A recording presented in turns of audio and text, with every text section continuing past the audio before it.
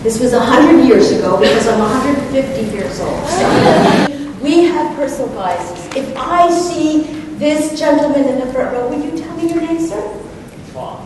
Chua. If I see Chua and he reminds me of a wonderful friend that I had back in the U.S., and he walks into my office, what is my biased tendency going to be towards Chua? I'm going to like him. I'm going to think he's just like my friend back in the U.S.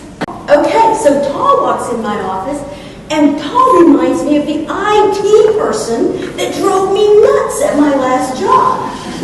What's my bias going to be towards Ta? Pretty negative, right? How many of you consider yourself extroverts? May I see a show of hands of those of you that consider yourself extroverts? Okay, extroverts, thank you for being honest. Because extroverts have trouble many times, not always, but we have trouble waiting for an answer. Now remember, you know the questions. You created the list of questions. You have them in front of you. You've been asking everyone. And you field the question to the candidate. And if they don't answer right away, what do extroverts have a tendency to do? They'll start answering for the candidate. So, did you like your last job? I bet you did. That's a great place to work. I love Singapore. What a great city, yeah. You know, the candidate doesn't even need to go for the interview because extroverts will do all the talking. Supervisors, you really need to become investigators to find out what is really going on with your employee. By their body language, are they connected? Are they looking down? What is going on with them?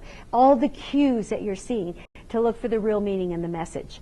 And you want to provide feedback, like tell me more. Can you clarify that? Help me understand. Those are all words that open the door for your employee to give you more information. If you say things like, what? With that tone of voice, they're going to shut down, go into push back. So you can always check your tone of voice when you're providing feedback. Avoid mentally arguing with your employee. We have this tendency to start arguing with them, and what happens if you're arguing with them in your mind's eye? Are you listening? No, you're missing essential pieces of information. Okay, we've got all 4 generations in this room. Let's give us a big hand. Woo-ha! I want you to recognize right here, baby boomers and our veteran, that this in 13 years, we're all going to be gone. And this is who's going to be running the workplace. So, will you all stand, please? X and Y, will you please stand?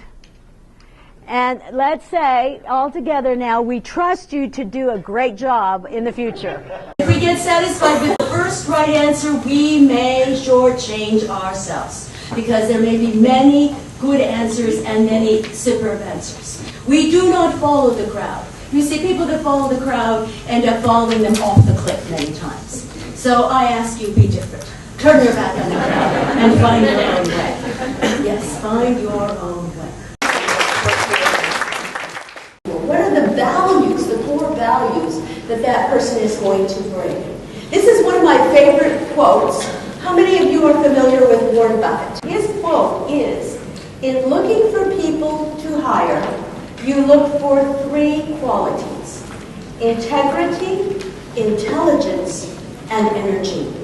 And if they don't have the first one, which is integrity, the other 2 will kill you. Right time. So we're going to talk about tools, strategies, and tips for dealing with your problem employee. How to either motivate them to conform to the expectations that you and your company have set out, or how to free up their future. Now on the count of 3, I'd like for you to practice saying that with me. I am going to free up your future. That's a positive way to say you're fired.